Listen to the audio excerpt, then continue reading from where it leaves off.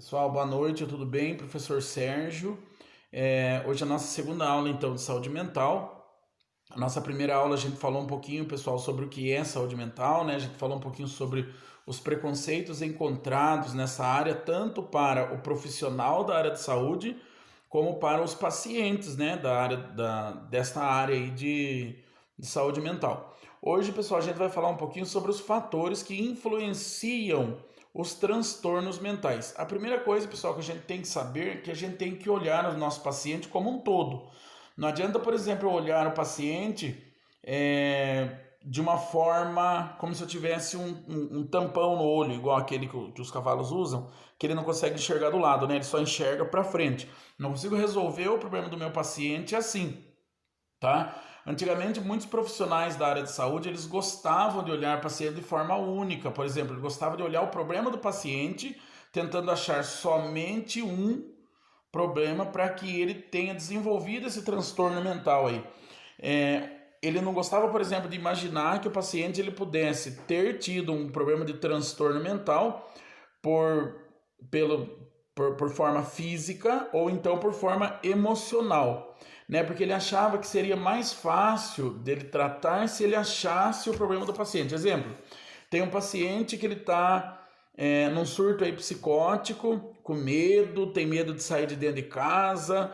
Aí o profissional da área de saúde ele vai lá e fala assim: ah, não, esse paciente ele desenvolveu isso aí porque ele é um paciente que bebe muito, que utiliza muito álcool, ou então usou muita droga, ou então ele teve um trauma muito grande, morreu alguém muito próximo, ele viu alguém assassinar o outro, e por isso que ele teve esse transtorno mental, né? Então ele começa a trazer aí mais para a parte física, quando se fala de problemas de bebida, ou então de uso de drogas, né?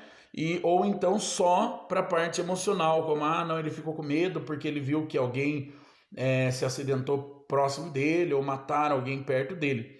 E eles acham assim que dessa maneira eles conseguiriam tratar esse paciente de uma forma mais rápida. Porém, pessoal, essa maneira já foi comprovada em vários estudos que ela não é a maneira correta de você tratar um paciente. O paciente ele tem que ser visto de forma ampla, né? Ele tem que ser visto de maneira geral. A gente já falou um pouquinho em outras matérias aí que a pessoa ele estar com saúde, o conceito de saúde e doença não é ele só não estar doente, né? A ausência de doença, mas é ele estar bem em todos os aspectos da vida dele, tanto emocional, como físico, como psicológico, como financeiro, né? Ele não ter dificuldades, sabe? Aí você pode dizer que esse paciente ele está bem, né? Não é só a ausência de doença. Então, assim, pessoal, existe essa multicausalidade, né, que é um conceito que os profissionais eles têm utilizado, né, que para poder fechar um diagnóstico aí, ou seja, ele chegar lá e falar assim, ah, não, aquele paciente ele desenvolveu um problema mental de medo de sair de casa, porque quando ele era pequeno, ele era um paciente que ele era muito preso dentro de casa, ou então um paciente que ele era muito solto, né, e aí ele teve um outro problema físico, e ele começou a usar droga, ou ele começou a fazer alguma coisa, ou então ele teve um problema genético junto, né? Uma tendência genética aí, e fez com que ele desenvolvesse esse transtorno mental, tá? Pessoal, existe uma separação assim que diz que existe 3 grupos de fatores que influenciam no surgimento de uma doença mental. Pode ser o grupo físico ou biológico, que é o mesmo, físico ou biológico é o mesmo, ou então o grupo ambiental, ou então emocional. Hoje, pessoal, a gente vai falar um pouquinho sobre os fatores físicos ou biológicos, tá? A gente vai começar, pessoal, a entender que o nosso corpo ele tem que funcionar de forma integrada. Ô professor, mas como é que é isso aí? Nosso corpo funcionar de forma integrada. É mais ou menos assim, pessoal. O equilíbrio do nosso organismo ele depende do bom funcionamento do outro. Exemplo: o nosso rim ele depende do bom funcionamento da nossa bexiga. Imagine só que a gente tem uma obstrução na nossa bexiga e não deixe com que a urina ela seja eliminada. Ela vai voltar naquela nossa urina para o rim, fazendo com que o rim também fique doente. Esse é um exemplo que eu estou utilizando para vocês imaginarem mais ou menos o nosso corpo, tá? A gente precisa estar bem psicologicamente, né? Para que o nosso organismo em si funcione bem, tá? Por isso que a gente tem que ter essa visão ampla aí dos nossos pacientes e até, né, até nossa, mesmo dos profissionais da área de saúde que às vezes escolhem trabalhar com saúde mental, tá bom? Aí, pessoal, às vezes a gente começa a pensar assim, nossa, professor, mas o que tem a ver um paciente que ele pensa demais em se matar, ou então ele ouve vozes, né? O que tem a ver isso com essa que base orgânica que tem esses pensamentos dele? Esses pensamentos, pessoal, eles podem ter surgido porque esse paciente, às vezes, ele fazia o abuso do álcool, o abuso de drogas, o abuso de medicamentos controlados, né? Tudo isso aí pode fazer com que ele desenvolva um transtorno mental, tá bom? Pessoal, descendo mais um pouquinho aqui, a gente vai falar um pouquinho. Sim, para vocês não esquecerem também, sempre, pessoal, quando a gente tem um pensamento negativo ou a gente fica triste, existe uma série de trocas elétricas e químicas no nosso cérebro que acontecem, tá? Exemplo, pessoal, acho que vocês já ouviram falar de pacientes que têm dificuldade de perdoar o próximo, aquele paciente que ele guarda muita mágoa. Diz assim que ele desenvolve ali uma substância, né, que faz com que ele tenha uma predisposição maior para desenvolver o câncer, né? E infelizmente é verdade. Existem estudos que dizem isso, tá bom? Pessoal, existem então fatores genéticos ou fatores hereditários. Quem lembra o que é um fator genético? É aquilo que vem do nosso gene, da nossa carga genética. Ah, professor, mas então uma pessoa que tenha um transtorno mental, isso significa que ele teve alguém na sua família que teve algum problema mental? Ou então, se eu tenho alguém na minha família que tenha um problema mental, será que eu vou ter, né? Na verdade, pessoal, assim, a pessoa que ele tem alguém na família que teve esquizofrenia, por exemplo, ele tem uma predisposição genética, ou seja, uma facilidade maior de desenvolver sim um transtorno mental, né? Para ele é mais fácil desenvolver porque essa carga genética que está nele acaba facilitando esse processo, tá bom? Pessoal, também a gente vai falar um pouquinho sobre os fatores pré-natais. Ah, professor, mas o que tem esses fatores pré-natais? Pessoal, os fatores pré-natais são todos aqueles fatores que podem acontecer quando a criança ainda está dentro da barriga da mãe.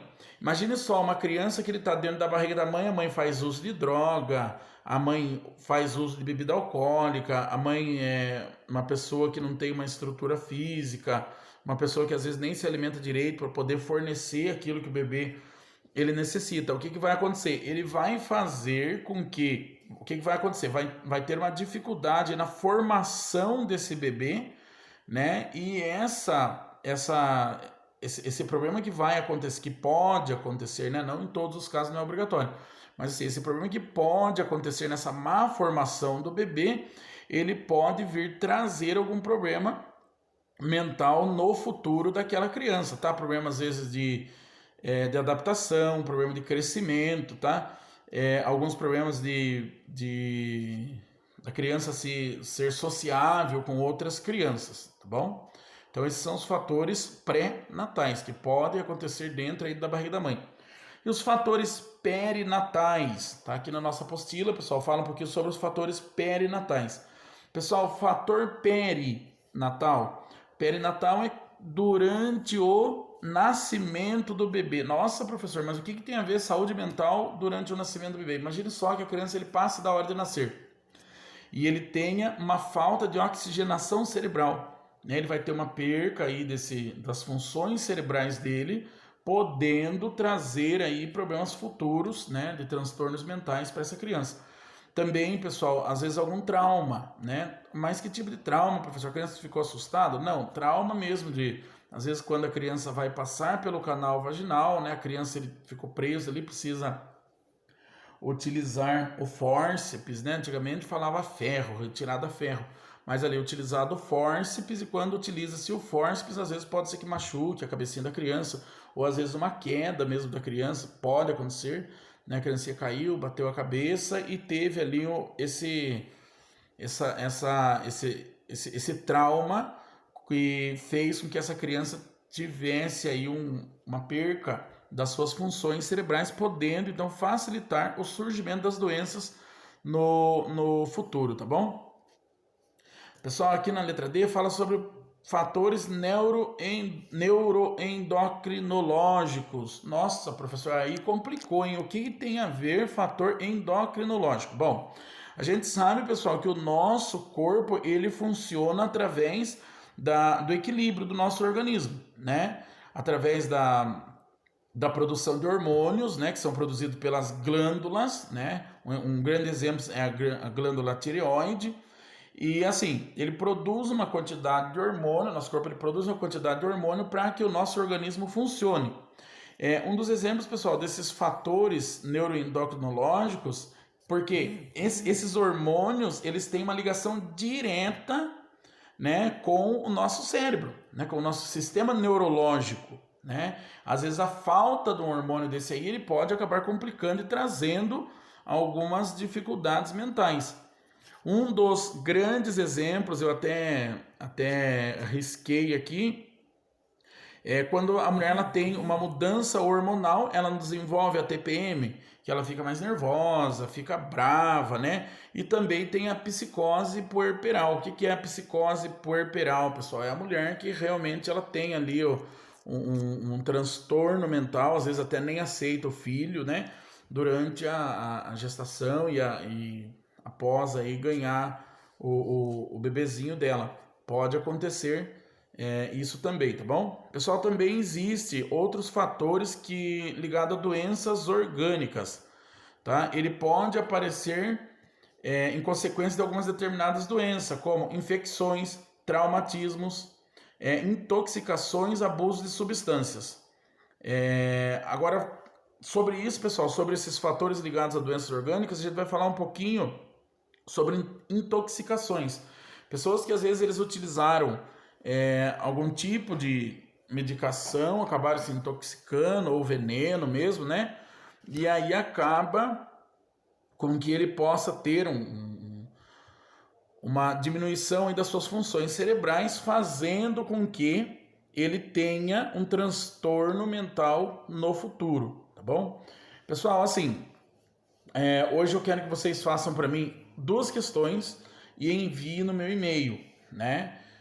Pode enviar para mim até, hoje é terça, quarta, quinta, até quinta-feira pode enviar, tá bom? Porque a nossa aula ela é meio compassada, né? Tudo bem que esses dias estava chegando o consenso que se o professor quisesse, a gente poderia pedir para que o trabalho fosse postado no mesmo dia, porque daria tempo, né, de ser feito esse trabalho aí. Mas no meu caso, por enquanto ainda, pode ficar até na quinta-feira, tá? Pessoal, a questão número 1, eu quero que vocês escrevam assim, questão número 1, descreva alguns fatores que podem influenciar no transtorno mental, no surgimento do transtorno mental. Primeira questão. Tá? Questão número 2.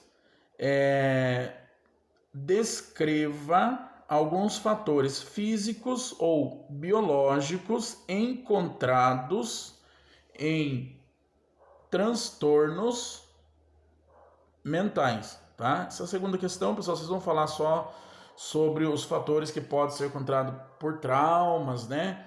Os fatores que por uso de drogas, tá? Os fatores genéticos também. É só isso que eu quero que vocês respondam, tá bom? Pessoal, boa noite e até mais.